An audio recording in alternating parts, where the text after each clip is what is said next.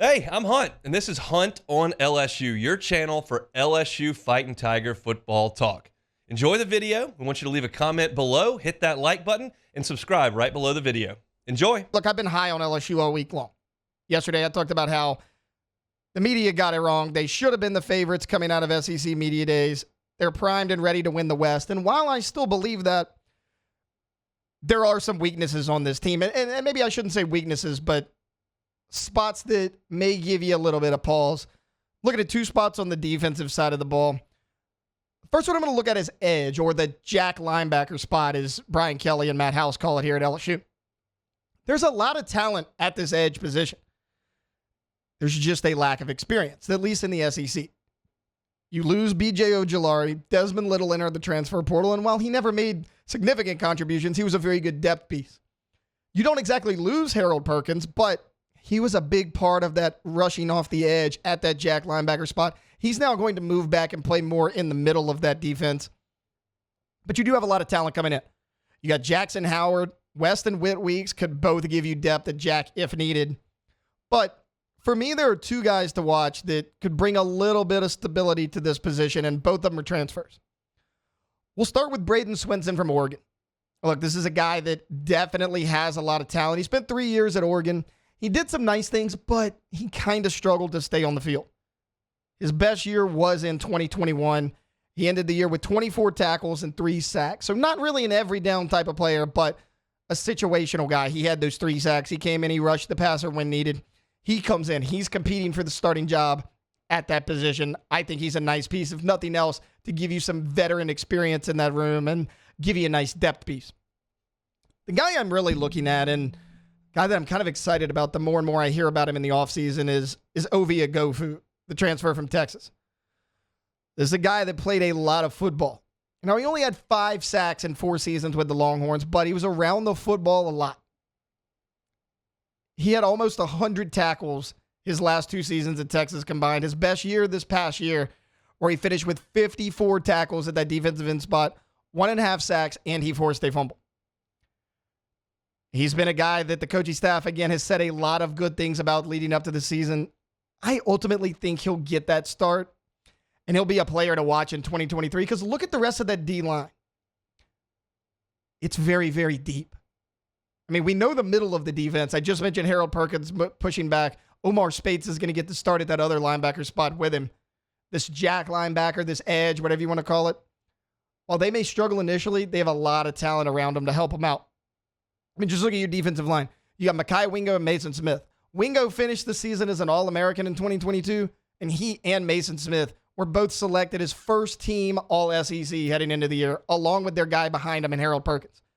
That's smack dab in the middle of your defense. You have 3 first-team All-Conference players. You got Jacoby and Guillory. He's a guy that could come in and play some nose for you. He's a nice depth piece. At the other defensive end spot, Savion Jones, what's he going to do? A lot of folks are really high on him. Quincy Wiggins, who is kind of a forgotten guy, came in as a highly touted freshman, didn't see the field a ton, and it's kind of getting overlooked, but this guy, he was raw coming in. He still has a lot of talent. So if you can lock down this edge spot with all those other guys around, you could have a really, really good front seven. I think Ovie Oghoufo is ultimately going to be that guy for the Tigers this year, a 5th-year senior transfer from Texas who's played in a lot of big-time football games. Now that's going to do it for the front seven. The other position I want to look at is corner. Not necessarily safety, because just like at edge, the rest of that defensive line, the safety position's really deep. You bring back Greg Brooks and Major Burns. We already know Brooks can play nickel. He can go back and play safety. He's more than capable of doing both. You have some solid depth there as well. Matthew Langlois has been on the team for a few years. If he could stay healthy, what kind of noise could he make in that secondary? You bring in Jordan Allen. You bring in a Javian Toviano, who I'll get to in a minute because he can actually be that hybrid of corner and safety. But for the sake of this exercise, we'll list him as a safety because that's what he's kind of going to play.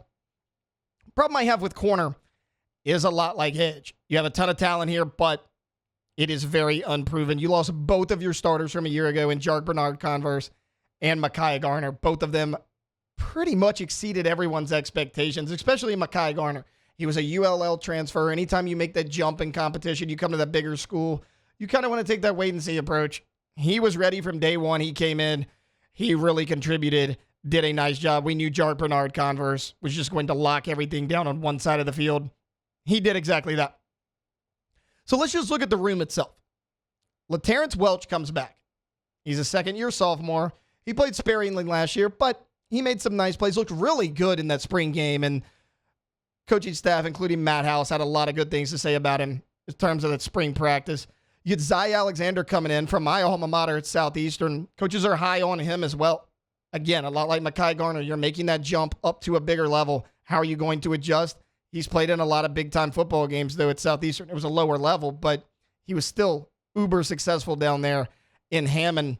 Then you bring in Denver Harris, who's kind of the guy that everyone's looking at. He's the A&M transfer, and if nothing else, LSU fans were grinning a little bit when you stole a guy from Texas A&M. Houston native. I always think it's funny. It's a Denver from Houston, but not going to question how that name came to be. But he was that 5-star. He was that big-time recruit that you wanted. He went to Texas A&M, ultimately changed his mind. He's now at LSU. We know the talent's there. Problem with Denver Harris is the baggage, all the off-the-field stuff that comes with it. We know he got in trouble for doing whatever you want to call it in the locker room before a football game. He was speeding, driving recklessly in a parking garage near campus. He wasn't able to stay out of trouble and keep his nose clean over there in College Station. Hopefully a change of scenery and a football coach who's probably a lot more disciplined than Jimbo Fisher and Brian Kelly. Hopefully that'll do some good for him. He's kind of the guy that everybody's looking at, but there's a lot of other good talent in this room as well.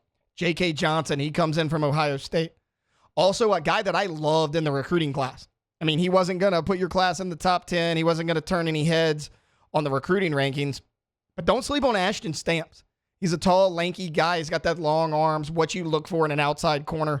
He's only a 3-star coming out of high school, but the guy can play. You go turn on his tape, it speaks for itself. He's very physical at the line of scrimmage, has really good ball skills when the ball comes his way. Of course, earlier I mentioned Javian Toviano.